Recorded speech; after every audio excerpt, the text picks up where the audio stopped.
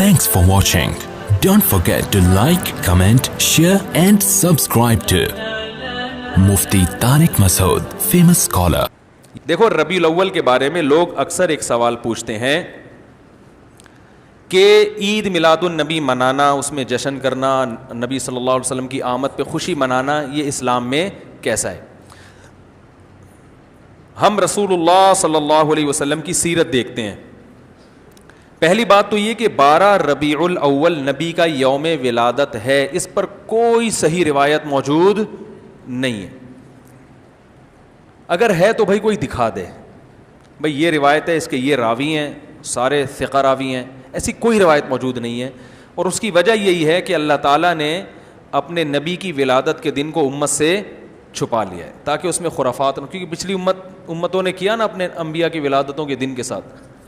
لیکن اگر فرض کر لیں، لوگ بحث کرتے ہیں نہیں جی فلاں نے لکھا ہے تو فلاں نے لکھا ہے، چلو مان لیا کہ 12 ربیع الاول نبی کا یوم ولادت ہے، تو ہمیں رسول اللہ صلی اللہ علیہ وسلم کی سیرت میں یوم ولادت پہ کیا کرنا ملتا ہے؟ احادیث صحیحہ سے صحیح حدیث ہے کہ نبی صلی اللہ علیہ وسلم پیر کے دن کا روزہ رکھتے تھے.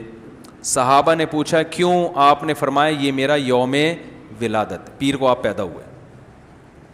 اب دیکھو پیر کو نبی نے روزہ رکھ کے یہ بتا دیا کہ اس میں عید کا تصور نہیں ہے، کیونکہ عید اور روزہ جمع بولنا پڑے گا آپ لوگوں کو، جمع نہیں ہو سکتے. اب اس کو سیلیبریٹ نہیں کیا جا سکتا. جس دن روزہ ہو جائے گا نا، اب وہ سیلیبریٹ کرنا اس کو ممکن ہے ہی نہیں، اس میں جشن کا تصور ہی ختم ہو گیا. جو ہماری عیدیں ہیں ان میں روزہ رکھنا جائز ہے؟ عید الفطر کو کوئی روزہ رکھے؟ بولو بھائی. اگر جس دن روزہ رکھا وہ عید نہیں ہو سکتی، جو عید ہے وہ روزے کا دن. کیا خیال ہے؟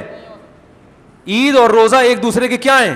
اپوزٹ. کیونکہ عید ایک خوشی کا دن ہے اور اس کو سیلیبریٹ کرنا ہے. تو سیلیبریٹ جو کیا جاتا ہے کھا پی کے کیا جاتا ہے یا بھوکا رہ کے کیا جاتا ہے؟ دیکھو آپ کے بچے کا امتحان میں پاس ہو گیا اچھے نمبروں سے، بہت خوش ہیں آپ نے تمام رشتہ داروں کو فون کیا، بھائی میرا بچہ 100 نمبروں سے پاس ہوا ہے، میں بہت خوش ہوں اور میں اب جشن مناؤں گا، ایک سیلیبریٹ کروں گا اس کو. بھائی کیسے کریں گے؟ بھائی آپ تمام لوگوں سے گزارش ہے کہ صبح کا ناشتہ بھی چھوڑ دیں اور کل دوپہر کا کھانا بھی چھوڑ دیں. ہاں بھائی یہ کیا ہو گیا؟ بھائی یہ خوشی ہے یا کوئی غم ہے بھائی؟ روزہ کوئی غم کی علامت نہیں ہے لیکن خوشی بھی نہیں ہے. خوشی کا مطلب خوشی کو سیلیبریٹ کرنا نہیں ہے، منانا. خوش ہونا ایک الگ چیز ہے، خوشی منانا. بھائی خوش ہونے پر تو ہم بھی کوئی پابندی نہیں لگا رہے کہ آپ 12 ربیع الاول کو خوش ہو جائیں. مسئلہ ہے خوشی منانا. منانے کا صرف عید کو خوش ہونے پر کبھی بھی نہیں منائی جائے گی، صرف عید کے دن یا کوئی خوش یعنی یہ کوئی کھانا کھلا کے. تو آپ کے بچہ 100 نمبروں سے پاس ہوا، آپ نے کہا کہ ہم خوشی منائیں گے. بھائی کیسے منائیں گے؟ آپ بھی کھانا چھوڑ دیں اور ہم بھی کھانا لے. بھائی وہ کہیں گے بھائی پہلے ہم اس طرح تو ہوگا کہ آج ہم زیادہ کھائیں گے، اس طرح تو منائی جاتی ہے. تو یہ بات سمجھ میں آ گئی. دوسری بات، دوسری دلیل، جمعے کا دن بھی چھوٹی عید ہے نا، اس کو بھی عید کہا گیا ہے روایتوں میں. اسی وجہ اور عید کے بہت سارے احکام جمعے کے دن بھی لاگو ہوتے ہیں. غسل کر کے نہا دھو کے مسجد میں اجتماع ہوتا ہے، عید کے دن بھی غسل کر کے نہا دھو کے اجتماع ہوتا ہے. نبی جمعے کے دن بھی اچھے کپڑے پہنتے تھے، ہم عید کے دن بھی بولتے کیوں نہیں اچھے کپڑے پہنتے ہیں؟ جمعے کے دن بھی خوشبو لگا کے نہا دھو کے، عید کے دن بھی ایسے ہی. اور حدیث میں جمعے کے دن کو بھی روزے کے ساتھ خاص کرنے سے منع کیا گیا ہے. لا تختصوا لیلۃ الجمعۃ بصلاۃ ولا یوم الجمعۃ بصوم. حدیث میں آتا ہے جمعے کی جو رات ہے اس کو عبادت کے ساتھ خاص مت کرو اور جمعے کے دن کو روزے کے ساتھ خاص مت. جمعے کو روزہ رکھنا کوئی اضافی فضیلت نہیں ہے. ویسے جائز ہے روزہ رکھنا کہ آپ کی چھٹی جمعے کو ہوتی ہے اس لیے رکھ لیا تو ایک الگ بات ہے، لیکن اس کو خاص فضیلت دے کے رکھنا تو یہ مکمل عید تو نہیں ہے. اس میں عید کا لک بہرحال بولو بھائی ہے. خطبہ بھی ہے، جیسے عیدین میں خطبہ بھی ہوتا ہے، 2 رکعتیں ہیں، عیدین میں بھی 2 رکعت، تو لک ہے اس میں. اب ذرا ٹیکنیکل پوائنٹ کو سمجھیے گا آپ لوگ. یہودی سب سے پرانی قوم ہے، ان کے لیے جو مقدس دن تھا وہ کون سا تھا؟ ہفتہ، اور وہی ان کی چھوٹی عید تھا. سمجھ رہے ہیں نا؟ اسی میں وہ اجتماع کرتے تھے.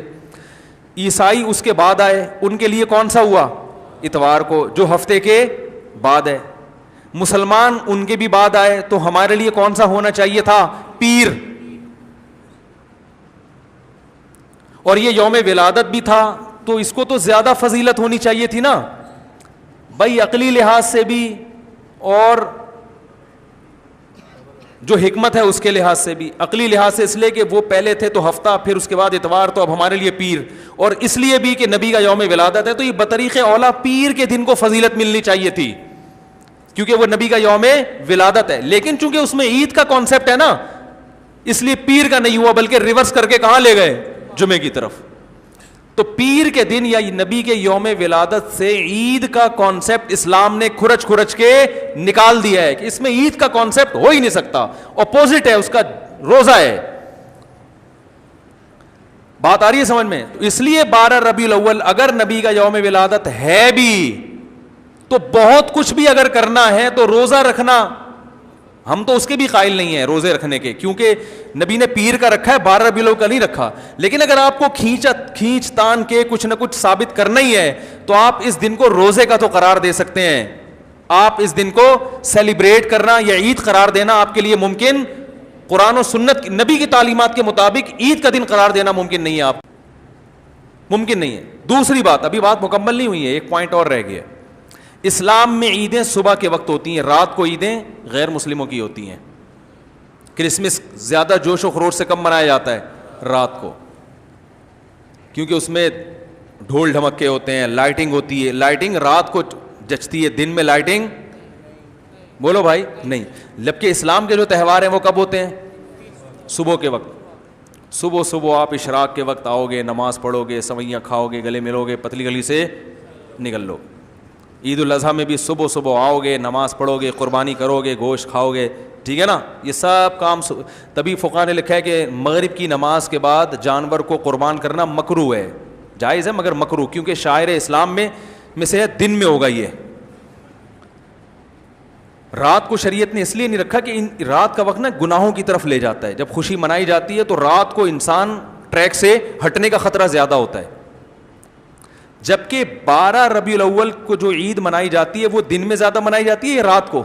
ساری لائٹنگ رات کو ہوتی ہے, سارے جو نعت اور میوزک کے ساتھ وہ سب کب ہو رہا ہے؟ رات کو. یہ خود اسلام کے مزاج کے خلاف ہے. تو پتہ ہی چلتا ہے بھائی, بہت معذرت کے ساتھ, کسی پہ طنز مقصد نہیں ہے. دیکھو اللہ اس کے رسول صلی اللہ علیہ وسلم کو فالو کرنا یہ عشق نبی ہے اصل.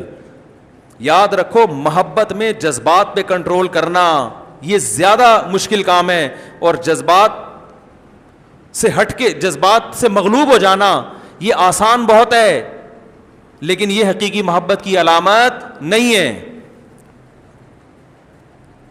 جب محبت ہو نا کسی کو, تو اپنے جذبات کو حدود کے اندر رکھ کے انسان محبت کا اظہار کرے. اپنے جذبات کو غالب کر لینا, نبی کا عشق ہر مسلمان کو ہے, ہر ایک کا دل چاہتا ہے یہ کرے یوں کرے نبی کی یاد میں, لیکن آپ اپنے اس جذبات پہ کنٹرول کریں. بولے بھائی رسول اللہ صلی اللہ علیہ وسلم کی جو اطاعت ہے وہ پہلے ہے, اپنے جذبات بعد میں. Thanks for watching. Don't forget to like, comment, share and subscribe to Mufti Tariq Masood Speeches channel.